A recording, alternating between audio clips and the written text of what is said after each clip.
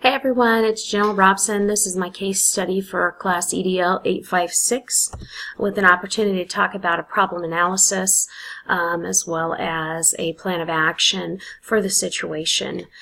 So here's where I'm at with the information that I know. Miss Rose is a new assistant principal. She's been 4 months on the job at John F. Kennedy School. She's just finished her master's with one of her last classes being school community relations. So she wants to take a look at the structure of the school and how the community and the school's relationships are at this current point. So in her conversation with the principal, she has found out that there has been a PTO in the past. So I know that there has been organizations in the past to form relationships between home and school. But currently, after visiting with the principal, she finds there's little support there from him. However, he does approve the opportunity to meet with parents or throw out the opportunity for parents to come in and meet and discuss parental involvement. However, with him, there seems to be an inconsistency on his decisions, and I do feel at this point he thinks status quo is good enough. What I also know about John F. Kennedy School is that they did, again, have a past PTO group, but nothing current. There seems to be a lack of parental support. The principal, however, has direct contact with some families, but again, the overall understanding of this facility, of this school, is that there is parent apathy. I do also know, since the principal has approved an opportunity for us to meet, that there was an announcement made with an opportunity for parents to come in 1 week later on a Monday night to get involved, or at least to hear how they can get involved. I know that 8 parents came to that attendance, and at this point, the principal and Mrs. Rose are trying to decide whether or not to move forward at the time. So here's what I would like to know as I move forward. I want to know whether or not a program is needed, or if we can just continue to build those relationships through the principal or myself, one-on-one as opposed to an actual group. I want to know how many kids actually attend this school so I can make a better comparison on whether or not 8 parents is a high number or a low number. I'd like to know if it's an urban or rural area, whether or not there were other events scheduled on that Monday night. I'd actually like to know whether or not this is a grade school, an elementary school, a high school, middle school, whatever it is, because I'd like to know whether or not the involvement differs from elementary school to high school kiddos. I'd like to know why PTO was disbanded in the past. I'd like to see what community support is like outside of the school, whether or not our community is actually wanting to be involved, as well as whether or not the teachers are involved or on board for a change such as this. Something else I'd like to know is the school's vision or mission, seeing whether or not all of that can come together. I'd like to know if we could have made that announcement a different way, and whether or not those scores are being affected by the lack of parental support. So the problem as I see it is John F. Kennedy School has limited to no parental community relationships outside the few contacts that the principal makes. I am Mrs. Rose is a new assistant principal, and she'd like to build better community support, but the principal is reluctant to do that. The principal and the assistant principal don't share a vision, so that's an issue, a cause of concern. A cause of concern is the community not buying in and investing into the school, and that there also seems to be limited to no communication between those two entities. Another problem that I see is that we had a low immediate response from the meeting that was set up. So to resolve these problems first, Mrs. Rose and the principal need to find a shared vision. We need to then proceed together with the initial meeting happening with those parents and express an appreciation to them for being actively involved. We need to then, again, like I said, continue on with the meeting and plan for follow-up meetings to address concerns such as how to contact parents best, date conflicts maybe, and whether or not we can get more parents involved. Upon conclusion of the meeting, the next thing I would do was to meet with the principal, work on that shared vision, see what we found out immediately from that first meeting, and decide whether or not a needs survey needed to be conducted. If that was the finding, then we'd go ahead and develop a parent community needs survey that would be sent home as well as into the community to gather information. And I'd like to do that within 2 weeks of that first initial meeting. I'd then make sure I discuss this with the teaching staff to make sure that they understand the vital importance of having the community involved for the success of our students, by then providing staff training, professional development opportunities for us to start to make a culture change within the school as well as outside of the school. I do some follow-up meetings with those 8 parents, hopefully being a part of an advisory board to discuss ways to get other parents involved. As I move through the plan of action, I'd also make sure that procedures were developed to ensure student success through contact methods as well as community partners. I would then develop a shared vision with that advisory board and promote it into the community, making sure the community sees the big picture as well as the little pieces that they can add into. Finally, we'd review the needs survey and move forward with the information provided in an attempt to build school-community relationships in some capacity. I would want to make sure that I would increase positive interactions with the communication of parents and community and ourselves. I would want to make sure that I invite businesses and local leaders to get involved inside of our school, as well as sending kiddos out into our school through give back days, job shadowing, things like that, hoping to build a culture of involvement, not just with the staff and students, but into the community.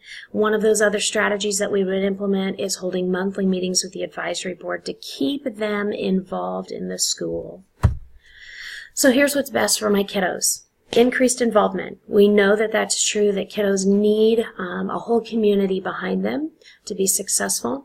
Positive interactions, building open communication, those things are what's best for our students and their success. Building a job training network, making connections for their future.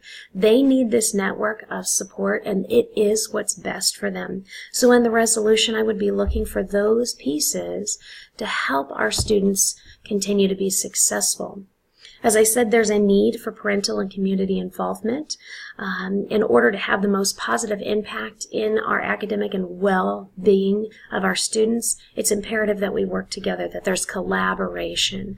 So in an attempt to build that and advocate for students' success, that's why my proposal of monthly meetings and getting our parents and our community involved was put out there.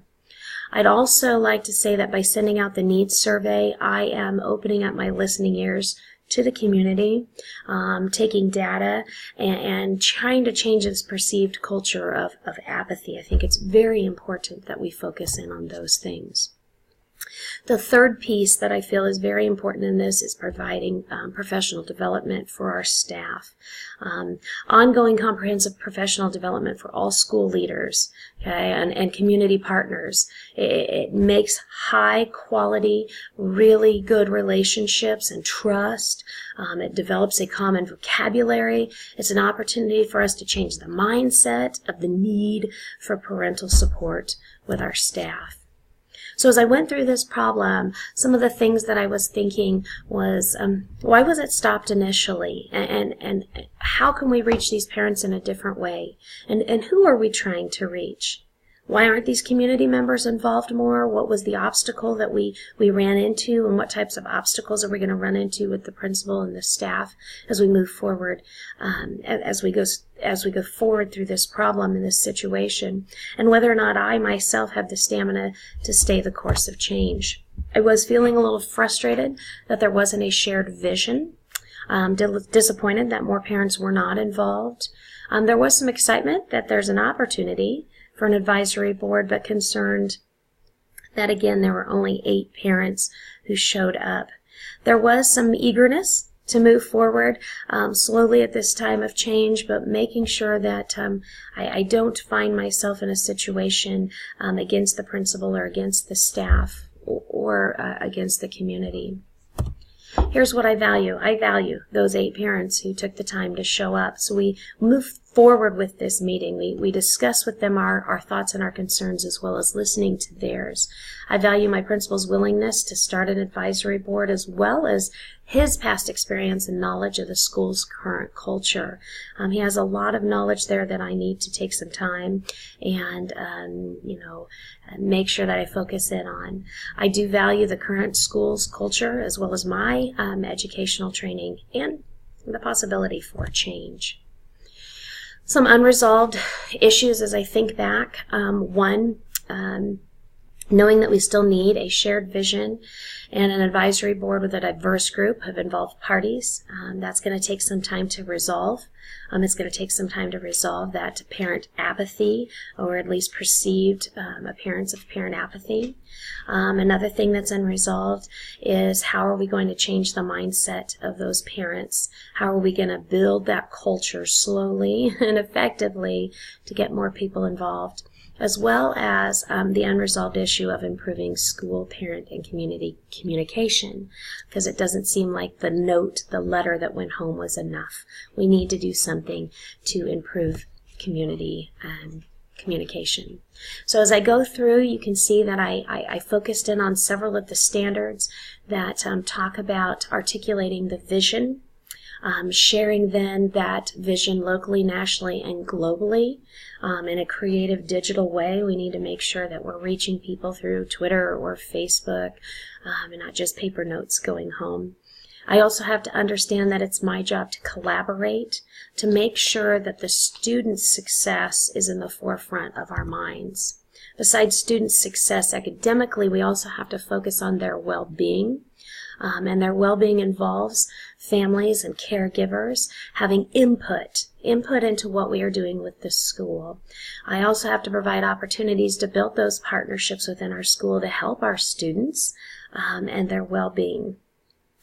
I went ahead and focused in also on the standard that talks about building and sustaining productive school relationships with those partners, making sure our kiddos have a whole team of people who can help them become successful. The last piece that I put in there for our standards is making sure that we are using technology effectively, we're using communication effectively, that builds strong positive relationships. Also making sure that I work with a variety of different groups of people, making sure it's a diverse set of individuals who are a part of this advisory board, who are willing to work to not just implement but then maintain student support, student-focused activities and initiatives.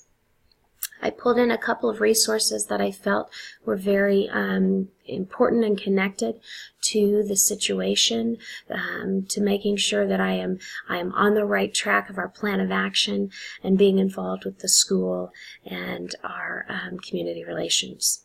So that's the problem, that's the resolution, and those are the steps that I would take to make this a better situation for our school, for our students, and our parents, because we know it's vital and we know it's important to have a community